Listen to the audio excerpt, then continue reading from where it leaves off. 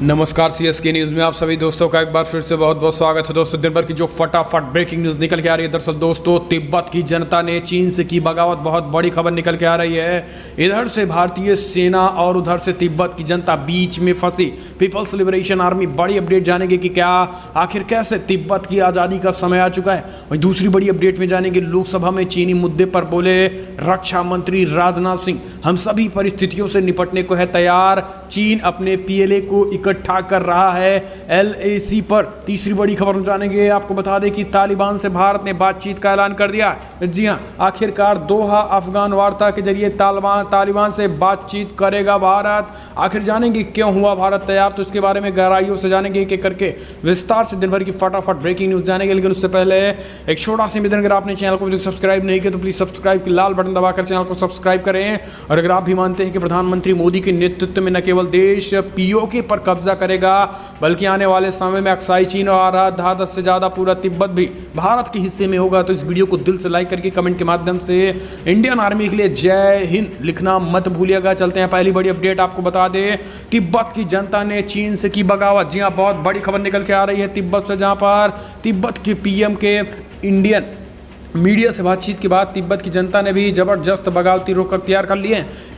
यही कारण है कि हाल ही में तिब्बत की जनता पीपल्स लिबरेशन आर्मी यानी चीन की सेनाओं से भिड़ गई थी। आपको बता दें कि जिस तरीके से एलएसी पर भारत की सेनाओं ने आक्रामकता के साथ प्योंगयांग समेत कई चोटियों पर कब्जा किया है, वो पूरी तरीके से तिब्बत में ही है। और वहाँ के जो स्थानीय निवासी हैं दोस्तों, आपको जानकर बेहद हैरानी होगी, जिस तरफ से चीन है, जिस तरफ से चीन आता है वो तिब्बत का इलाका है, और वहां की जनता पूरी तरीके से भारत की सेनाओं के साथ खड़ी है। आपको बता दें कि लद्दाख की जनता तो भारत के साथ खड़ी ही है, तिब्बत की जनता भी भारतीय सेनाओं के साथ खड़ी है। आपको बता दें कि चीन का जो जुल्म है तिब्बत पर, वो धीरे धीरे अब ढहता नजर आ रहा है। यही कारण है कि तिब्बत की जनता ने भी बगावती रुख अख्तियार कर लिए हैं। आने वाले समय में खबरें मिल रही है कि कुछ दिन पहले तिब्बत की जनता के बीच और पीपल्स लिबरेशन आर्मी के बीच कुछ मसलों को लेकर झड़प हो गई थी, जिसके बाद तिब्बत के निर्वासित प्रधानमंत्री ने भी ये स्पष्ट तरीके से इंडिया टुडे से बातचीत करते हुए कहा था कि तिब्बत पूरी तरीके से भारत में आने के लिए तैयार है, लेकिन भारत को इसको इंटरनेशनल मुद्दे पर उठाकर दलाई लामा को भारत रत्न देकर तिब्बत के मुद्दे को और उठाना चाहिए। तो दोस्तों, अगर आप भी मानते हैं कि प्रधानमंत्री मोदी और मोदी सरकार को तिब्बत के मुद्दे को इंटरनेशनलाइज करके तिब्बत की जनता को आजाद कराने का समय आ गया है, तो इस वीडियो को दिल से लाइक करके अपने समर्थन दर्ज करें। दरअसल चलते हैं अगली अपडेट लेते हैं। आपको बता दें कि लोकसभा में चीन के मुद्दे पर रक्षा मंत्री राजनाथ सिंह ने दी जानकारी। बोले हम सभी परिस्थितियों से निपटने को तैयार हैं, चीन को मुंहतोड़ जवाब देने के लिए हमारी सेना आक्रामक हुई है, मिली दिए हैं पूरी छूट, नहीं करेंगे 1 इंच का सम्मान। दरअसल लद्दाख में 4 महीने से ज्यादा समय से जारी भारत चीन के बीच सीमा गतिरोध को लेकर रक्षा मंत्री राजनाथ सिंह ने मंगलवार को लोकसभा में जवाब दिया है। उन्होंने कहा है कि भारत किसी भी परिस्थितियों से निपटने के लिए पूरी तरीके से तैयार है। सोमवार से कोरोना महामारी के बीच संसद के मानसून सत्र की शुरुआत हुई है। पहले दिन लोकसभा की कार्रवाई को मंगलवार दोपहर 3 बजे तक के लिए और राज्यसभा की कार्रवाई को 9 बजे तक के लिए स्थगित किया गया था, लेकिन दूसरे दिन जैसे ही संसद शुरू हुआ और चीन के मुद्दे पर रक्षा मंत्री राजनाथ सिंह ने यह जानकारी दी है। इसके साथ ही उन्होंने कहा कि मैं सदन को संबोधित करना चाहता हूं कि हमारे दिलोरों की वीरता एवं बहादुरी की भूरी प्रशंसा करने पर मेरा साथ दें। हमारे बहादुर जवान अत्यंत मुश्किल परिस्थितियों में अपने अथक प्रयास से समस्त देशवासियों को सुरक्षित रख रहे हैं। संसद में राजनाथ सिंह ने कहा कि दोनों पक्षों को एलएसी का सम्मान और कड़ाई से पालन करना चाहिए, किसी भी पक्ष को अपनी तरफ से यथास्थिति का उल्लंघन करने का प्रयास नहीं होना चाहिए। इसके साथ ही 15 जून को ही घटना पर रक्षा मंत्री राजनाथ सिंह ने कहा कि एक हिंसक झड़प थी, जहां पर हमारे बहादुर जवानों ने चीन को पानी पिला दिया और मुंहतोड़ जवाब दिया, वापस लौटने पर मजबूर किया। हमारी सेनाओं ने कई जगहों पर उस समय कब्जा भी कर लिया। इसके साथ ही दुखद खबर, केवल 20 जवान हमारे शहीद हुए, लेकिन चीन के 50 से ज्यादा सैनिकों को शहीद कर गए। लेकिन जिस तरीके से ये बड़ी अपडेट निकल के आई है, रक्षा मंत्री ने एक बड़ी बात कही है कि हमने एलएसी पर सेनाओं को खुली छूट दे रखी है। अब वो गलवान घाटी जैसा इशू नहीं होगा। इस बार किसी खंजर से नहीं, सीधा AK-203 चलने वाली है, सीधा राइफल से वार, और यहाँ पर सीधा कहीं ना कहीं उनको खुली छूट दे दी गई है इस बार उनको वेपन्स यूज़ करने के लिए। तो एक बड़ी अपडेट है, सेना पूरी तरीके से LAC पर आक्रामक है। कमेंट के माध्यम से जय हिंद लिखना मत भूलिएगा। हम चलते हैं अगली अपडेट लेते हैं। दरअसल दोस्तों, तालिबान से बात करने को तैयार हुआ भारत। जी हाँ, दोहा अफगान वार्ता से ये बड़ी अपडेट। दरअसल दोहा में आयोजित इंदिरा अफगान डायलॉग में भाग लेकर भारत ने अफगानिस्तान के सभी पक्षों से बात करने की इच्छा जाहिर कर दी है, जिसमें तालिबान भी शामिल होगा। भारत इस फैसले से एक तरफ काबुल में शांति स्थापित करने में अपना योगदान देगा, तो दूसरी तरफ ये भी सुनिश्चित करना चाहता है कि अफगानिस्तान की भूमि का इस्तेमाल भारत के खिलाफ गतिविधियों के लिए ना हो। एक वरिष्ठ अधिकारी ने कहा कि अफगान पक्षों के साथ आमने सामने होने पर भारत के रुख में कोई स्पष्टता नहीं है, क्योंकि अब भारतीय प्रतिनिधिमंडल अफगान सरकार और तालिबान के साथ एक मेज पर बैठा है।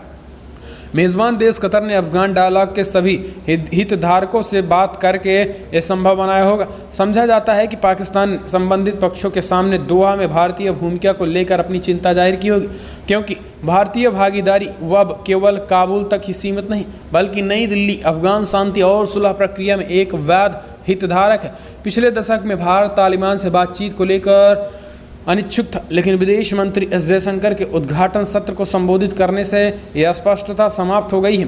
तो दोस्तों, ये बड़ी अपडेट निकल के आ रही है। दरअसल चीन बैकडोर से तालिबान को भारत में भेजने की कोशिश कर रहा था और चीन उनको अच्छा खासा पैसा भी दे रहा था और इसके साथ ही हथियारों को भी सप्लाई कर रहा था, लेकिन मोदी सरकार ने स्वयं तालिबान के साथ बात करने की जो ये पेशकश है, ये चीन को बैकफुट पर ढकेल दिया है। हम चलते हैं अगली अपडेट लेते हैं। पंजाब में बड़े हमले की तैयारी में था खालिस्तान समर्थक, आतंकी मॉड्यूल पुलिस ने किया नाकाम। जी हाँ, पंजाब पुलिस ने एक बार एक और खालिस्तान समर्थक आतंकी मॉड्यूल का खुलासा करके एक बड़े आतंकी हमले को नाकाम कर दिया है। पुलिस ने 2 आरोपियों को गिरफ्तार किया है जो प्रतिबंधित आतंकी संगठन खालिस्तान जिंदाबाद फोर्सेज KJF के ऑपरेटिंग से जुड़े हुए थे, जो कि अभी अमृतसर जेल में बंद है। डायरेक्टर जनरल ऑफ पुलिस यानी DGP दिनकर गुप्ता के मुताबिक पाकिस्तान समर्थित मुखी मॉड्यूल का खुफिया इनपुट के आधार पर भंडाफोड़ किया गया। सूचना मिली थी कि खालिस्तान समर्थक तत्व पंजाब में आतंकी हमलों को अंजाम देने वाले हैं। इनपुट मिलने के बाद पंजाब पुलिस ने राज्य में प्रवेश करने वाले लोगों की जांच और चौकसी बढ़ा सी दी थी। इस दौरान तारन जिले में मिथ्यापुर गांव निवासी हरजीत सिंह और शमशेर सिंह को गिरफ्तार किया गया है।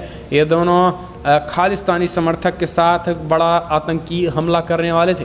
हम चलते हैं अगली अपडेट। भारतीय युद्धपोत INS तलवार ने अरब सागर में अमेरिकी नौसेना के टैंक में भरा ईंधन। जी हाँ, दरअसल भारतीय युद्धपोत ने सोमवार को एक रक्षा समझौते के प्रावधानों का उपयोग करते हुए उत्तरी अरब सागर में अमेरिकी नौसेना के टैंकर USNS यूकोन से ईंधन भरने का काम किया।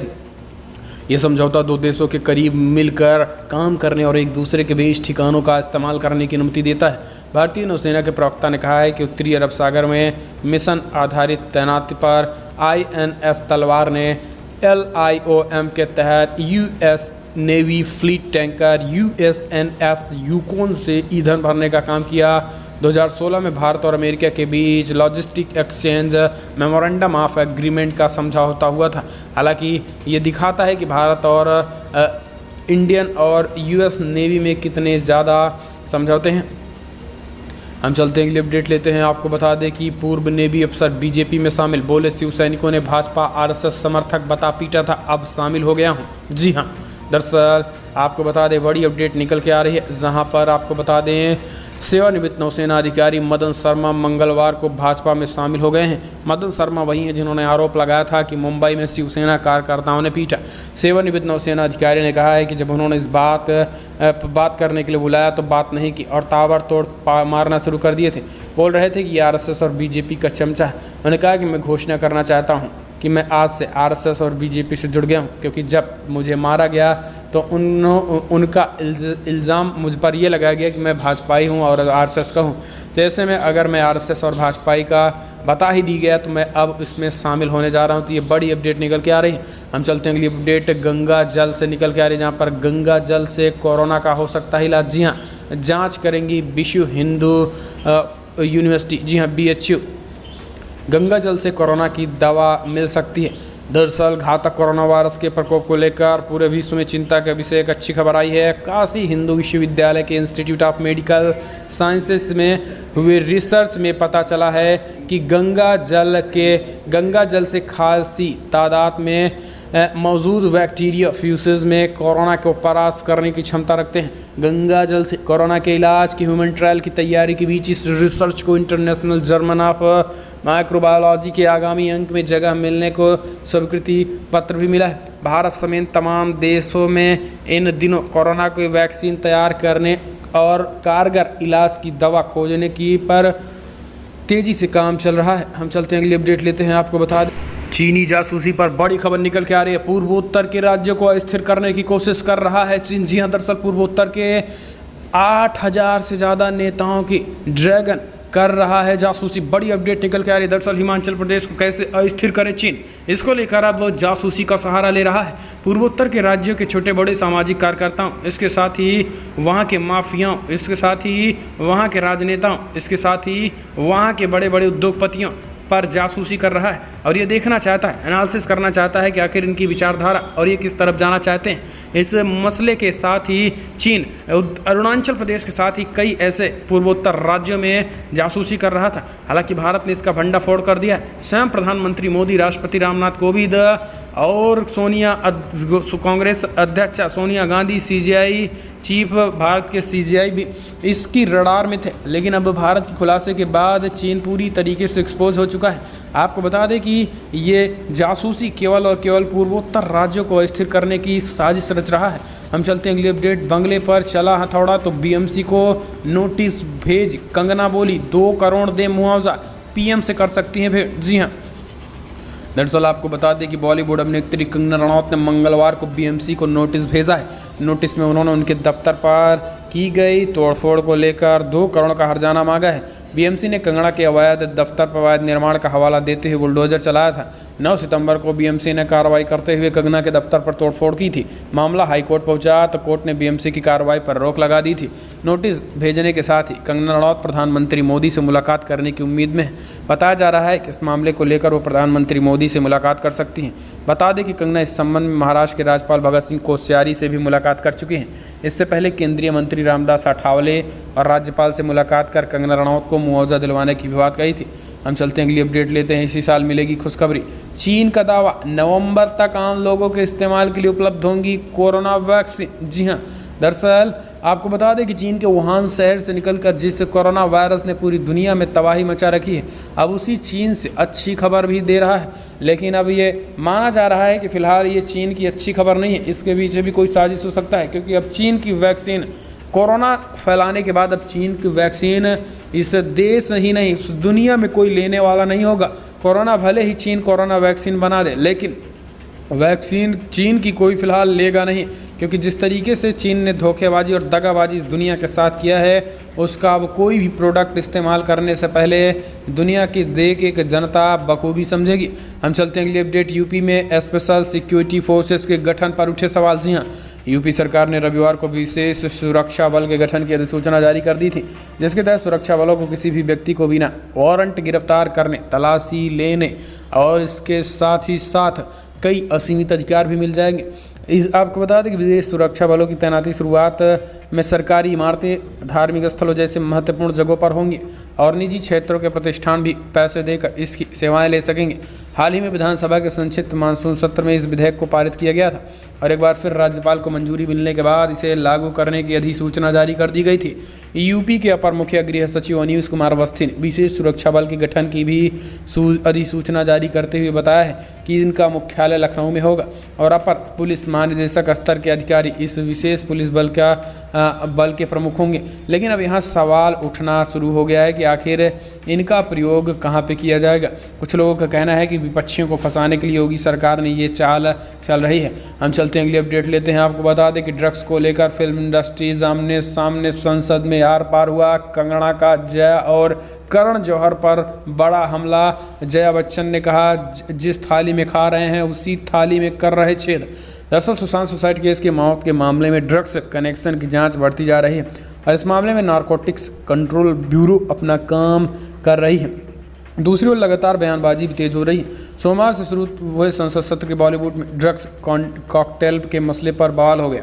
पहले बीजेपी के नेता रवि किशन ने लोकसभा में इस मसले को उठाया, उसके बाद मंगलवार को राज्यसभा में जया बच्चन ने उन्हें ही घेर लिया और इस विवाद बढ़ता देख जया बच्चन के समर्थन में बॉलीवुड की कई हस्तियां जहां उतर गई, तो वहीं रवि किशन के समर्थन में कंगना रनौत आ गई। कंगना रनौत ने समर्थन करते हुए जया बच्चन को ही घेर लिया और जया बच्चन से कहा है कि अगर सुशांत की जगह अभिषेक बच्चन होते और हमारी जगह आपकी बेटी होती तो क्या आप इसी तरीके की बयानबाजी करती।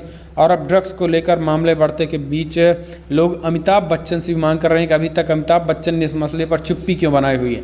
यानी अब बॉलीवुड के एक एक व्यक्ति को इसमें घसीट लिया जा रहा है। इसके साथ ही कंगना रनौत ने जया बच्चन पर भी बड़ा हमला बोल दिया है। इस बीच आपको बता दें कि जिस थाली में खाते हैं उसी थाली में छेद करने का मसला कहीं ना कहीं उन्होंने रवि किशन पर हमला बोला था जया बच्चन ने। फिर रवि किशन ने भी पलटवार किया और उन्होंने कहा कि हमको किसी ने थाली परोसी नहीं है, हमने स्वयं अपनी थाली बनाई और उसमें पूरा पकवान रखा है, इसलिए कोई ये ना कहे कि हमें कोई थाली बना कर दिया है। तो ये इस तरीके के अब हमलावर हो रहे हैं। हम चलते हैं अगली अपडेट। विधानसभा चुनाव से पहले बिहार को बड़ा तोहफा, मोदी कैबिनेट ने दरभंगा एम्स को दे दी मंजूरी। बिहार विधानसभा चुनाव से पहले केंद्र की मोदी सरकार बिहार वासियों को लेकर एक बड़ा तोहफा दे दिया है। इस कड़ी में मोदी सरकार ने एक और बड़ा तोहफा देते हुए दरभंगा में अखिल भारतीय आयुर्विज्ञान संस्थान यानी एम्स को मंजूरी दे दी है। इसके साथ ही बिहार में पटना के बाद दूसरा एम्स बनने का रास्ता भी साफ हो गया है। दरभंगा में एम्स के निर्माण में सूबे में यूपी बिहार के बेतिया से लेकर कोसी और सीमांचल के सहरसा, सुपौल, पूर्णिया तक के लोगों स्वास्थ्य क्षेत्रों में इसका फायदा होगा। इसके साथ ही पटना पर लोगों की निर्भरता भी घटने वाली है। तो ये एक बड़ी अपडेट निकल के आ रही है, जहां पर बिहार को एक बड़ी सौगात प्रधानमंत्री मोदी ने दे दिया है। दोस्तों चलते हैं अगली अपडेट लेते हैं। सुशांत सुसाइड केस के मामले में ड्रग्स पेडलर सूर्यादीप को एनसीबी ने किया गिरफ्तार। जी हां, बढ़ सकती है रिया और सौविक की टेंशन। सुशांत सुसाइड केस के मामले में एक और बड़ा डेवलपमेंट हुआ है, जहां पर रिया चक्रवर्ती और उसके भाई की मुसीबत बढ़ सकती है, क्योंकि इस मामले की जांच में जुटी एनसीबी ने ड्रग्स पेडलर सूर्यदीप को गिरफ्तार किया है। सोमवार को एनसीबी ने सूर्यदीप मल्होत्रा के घर पर छापेमारी की थी, जिसके बाद उसे गिरफ्तार कर लिया गया। उसके साथ ही एनसीबी ने क्रिस कोस्टा को भी गिरफ्तार किया है। इन दोनों को कोर्ट में पेश किया गया और इस बीच अब मुसीबत रिया और सौविक के बढ़ सकती है। तो दोस्तों दिन भर की जो फटाफट बड़ी ब्रेकिंग न्यूज़ निकल के आ रही थी, फिलहाल बड़ी खबरों में इतना ही। लेकिन अगर आपको वीडियो पसंद आए तो लाइक करें, शेयर करें, कमेंट के माध्यम से आप अपनी राय देना ना भूलें। इस वीडियो में इतना ही। जय हिंद, वंदे मातरम।